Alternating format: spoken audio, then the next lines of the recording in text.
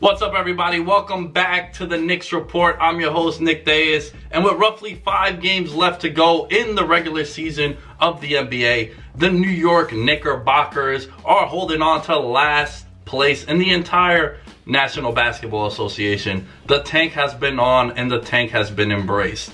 One of the big question marks for this team is what's going to happen with some of these young players on the roster right now. Let's start off with one of the most polarizing figures in all of New York Knicks basketball, and that is one Frank Ntilikina. Frank Ntilikina, the 2017 first-round pick of the New York Knicks, has recently been shut down for the remainder of the season with a groin injury.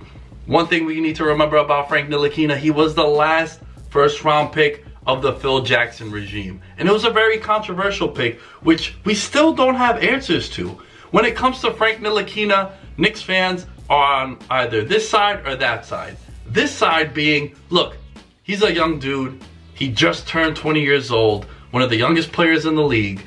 And the thing with Frank is, let's be patient. He's shown signs of being a defensive monster.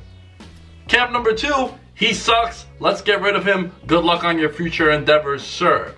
It depends on what kind of Knick fan you run into. That's the kind of answer you're gonna get. My question to you guys watching this video, leave a comment below and tell us how you feel about one Frank Ntilikina. Are you on Camp A, where you think we should be patient with him because he is a young buck? Or are you in Camp B, where we should just get rid of him, right? This is a big question that the Knicks are gonna have this offseason. And in particular, another guy that they spent the first round pick, rookie sensation, arguable. He's been coming along the last 10 games, averaging about 15 points per game, and that is one Kevin Knox, the first round pick from earlier this year. Kevin Knox, 12.6 points per game, but over his last 10 games is averaging about 15 points per game.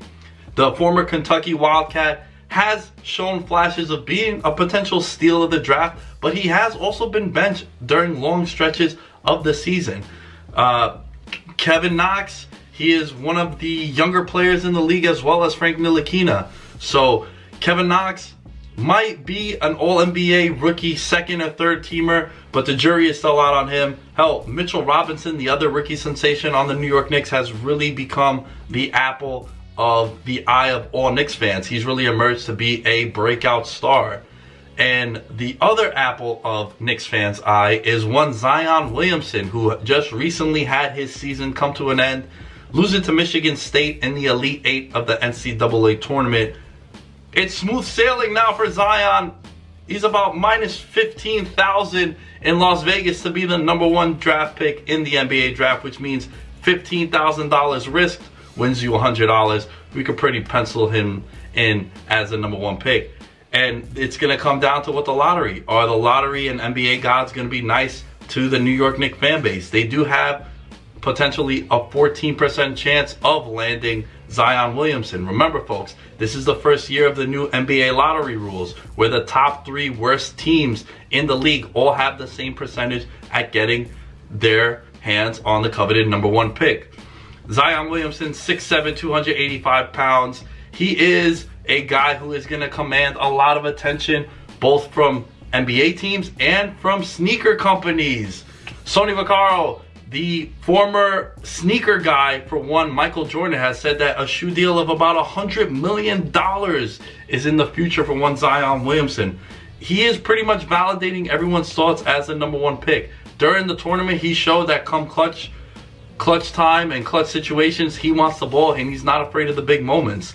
Zion is a megastar talent, and I do think him coming to the New York Knicks in particular would elevate his status around the world as an NBA megastar. Now, he's a megastar potentially. He even has the name Zion, one name, you know, it's very marketable.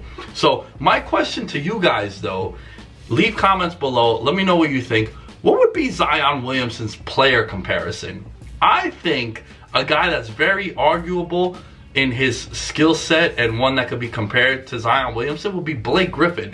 And I know, injuries aside, Blake Griffin, when he has played, has been a sensational player in the league, and he came into the league same way, sort of a high flyer, freak of nature, and a guy that we hadn't seen dunk the ball like he did. So Blake Griffin for me is the NBA comparison that I have for one Zion Williamson. Before we move on, Make sure you guys follow the YouTube channel, chatsports.tv. Subscribe, like, rate, review, all that fun stuff.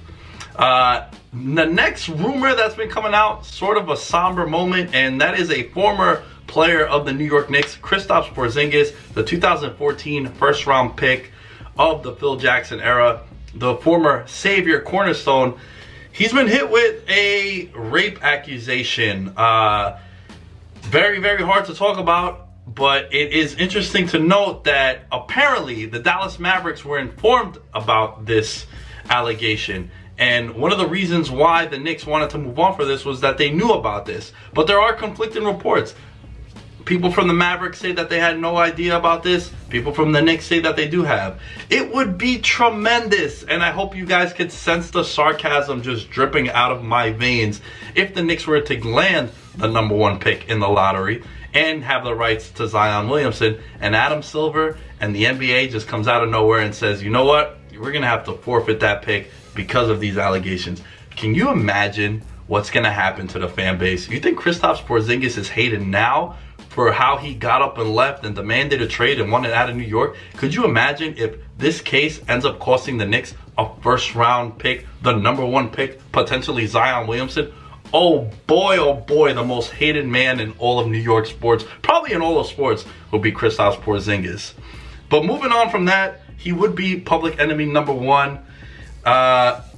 One guy that I think deserves a lot of attention this year, and he's probably not going to receive Coach of the Year recognition, but I do think that David Fizdale deserves Coach of the Year recognition. Yes, this is a steaming high take, but here's the thing. How can a coach with potentially 15 or 16 wins on the regular season garner Coach of the Year recognition? Here's why. Because he's embraced the tank, ladies and gentlemen. David Fizdale has done an absolutely tremendous job managing this New York Knicks roster. From playing a bunch of young guys like Lance Thomas, Moutier, and even Dotson, way more minutes than they should. Luke Cornett is coming off a 28-minute performance. Mitchell Robinson was benched throughout the year and he wasn't playing them much, though he is going to close out the year. It was because they wanted to play DeAndre Jordan, because right now DeAndre Jordan is a shot fighter. So the way David Fizdale, sir, you've been managing this team, I think, in my opinion, you're the Coach of the Year because you're embracing the tank. And David Fizdale, around a lot of NBA circles, is a very popular guy. He spent a lot of time with LeBron James in Miami, and even in Memphis, he stood out for his players. And, you know, it was a famous "Take That for Data" soundbite that went viral. He is a guy that a lot of players like to coach, and one of his big asks this offseason is going to be, once again, can the New York Knicks, with the potential of 2 max players, join the Big Apple? Can he get those big names like Kyrie Irving, like Kevin Durant to come on over? Can Anthony Davis, maybe in a trade, be lured into New York? Kevin Durant is the big fish in the sea once again, and he is a guy who has the utmost respect for one David Fizdale. All reports out of Golden State is that they're a little nervous that the superstar might move on from Golden State. Look, they are the leading favorite to win the NBA championship once again at -375 in Vegas. $375 wins you $100. It is essentially a shoo-in that the Golden State Warriors are going to hoist the Larry David trophy, the Larry O'Brien trophy. So with that, Seinfeld reference. So with that, I think Kevin Durant is the big fish in the offseason, and I think that he's going to move on. And one of the reasons why I think so is Mike Francesa earlier last week had the famous Bill Simmons on his podcast, and he said that, you know, it's almost a done deal. I think that it's going to happen. Bet the house that Kevin Durant is going to end up on the New York Knicks. This is the same guy that rumored about 18 months ago during the Cavs' final stint with LeBron James that he was going to end up going to the LA Lakers. So this is a guy that has some sources. Don't forget, Kevin Durant was on Bill Simmons' podcast over at The Ringer. 6 times they did episodes together. So I do think that there's some chemistry there. And if anyone has the answers to that, it might be one Bill Simmons. So hope you guys enjoyed this video. Thank you for watching. Chatsports.tv. Subscribe, like, and leave some comments below.